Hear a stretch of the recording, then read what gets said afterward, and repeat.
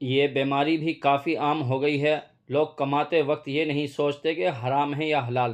جھوٹ، فریب، مکاری، دھوکے بازی، بے ایمانی، رشوت خوری، سود، بیاج اور مزدوروں کی مزدوری روک روک کر کماتے ہیں اور مال جمع کر لیتے ہیں، اور پھر راہ خدا میں خرچ کرنے والے سخی بنتے ہیں۔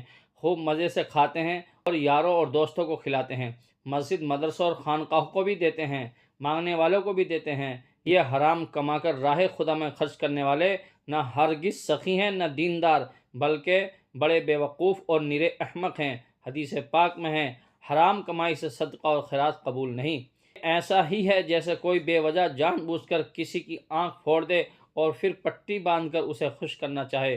بھائیو، خوب یاد رکھو، اصل نیکی اور پہلی دینداری نیک کاموں میں خرچ کرنا نہیں ہے، بلکہ ایمانداری کے ساتھ کمانا ہے۔ جو حلال طریقے اور دیانت داری سے کماتا ہے اور زیادہ راہ خدا میں خرچ نہیں کر پاتا ہے، وہ اس سے لاکھوں درجے بہتر ہے جو بے رحمی کے ساتھ حرام کما کر ادھر ادھر بانٹتا پھرتا ہے۔ ان حرام کمانے والوں، رشوت خوروں، بے ایمانوں، امانت میں خیانت کرنے والوں میں یہ بھی دیکھا گیا ہے، کوئی مدینہ شریف جا رہا ہے، کوئی اجمیر شریف، کوئی کلیہ شریف کے چکر لگا رہا ہے۔ حالانکہ حدیث شریف میں ہے، حضرت سیدنا معاذ بن جبل رضی اللہ تعالی عنہ کو جب رسول اللہ صلی اللہ تعالی علیہ وسلم نے یمن کا حاکم اور گورنر بنا کر بھیجا تو آپ ان کو رخصت کرنے کے لیے نصیحت فرماتے ہوئے ان کی سواری کے ساتھ ساتھ مدینہ طیبہ سے باہر تشریف لائے۔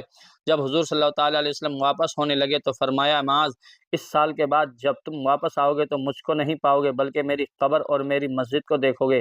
حضرت معاذ یہ سن کر شدت فراق کی وجہ سے رونے لگے تو رسول اللہ صلی اللہ تعالیٰ علیہ وسلم نے فرمایا، لوگوں، میرے سب سے زیادہ قریب پرہیزگار لوگ ہیں، چاہیں وہ کوئی ہوں اور کہیں بھی ہوں۔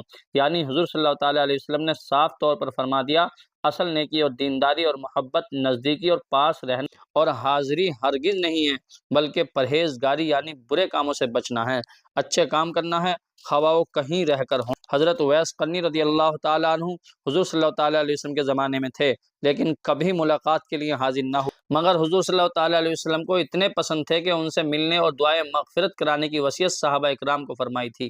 ایک حدیث شریف میں تو حضور صلی اللہ تعالیٰ علیہ وسلم نے ان کے بارے میں یہاں تک فرما دیا کہ میری امت کے ایک شخص کی شفاعت سے اتنے لوگ جنت میں جائیں گے جتنی تعداد قبیلہ بنو تمیم کے افراد سے بھی زیادہ ہوگی۔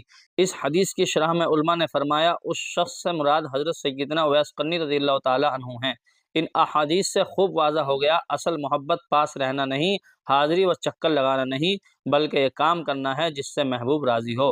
خلاصہ یہ ہے، جو لوگ نماز اور روزے و دیگر احکام شرع کے پابند ہیں، حرام کاریوں اور حرام کاموں سے بچتے ہیں، خواہ وہ بزرگوں کے مزارات پر بار بار حاضری نہ دیتے ہوں، وہ ان سے بدرجہ بہتر اور محبت کرنے والے ہیں جو خدا و رسول کی نافرمانی کرتے ہیں۔ البتہ وہ لوگ جو حضرات انبیاء اکرام اور اولیاء اعظام کی شان میں گستاخیاں کرتے ہیں، بے ادبی سے بولتے ہیں اور ان کی بارگاہوں میں حاضری کو شرک و بدعت قرار دیتے ہیں، ان کے عقیدے اسلامی نہیں، ان کی نماز نماز نہیں، ان کے روزے روزے نہیں، ان کی تلاوت قرآن نہیں، ان کی دینداری اتباع رسول انعام نہیں، کیونکہ ادب ایمان کی جان ہے اور بے ادب صرف نام کا مسلمان ہے۔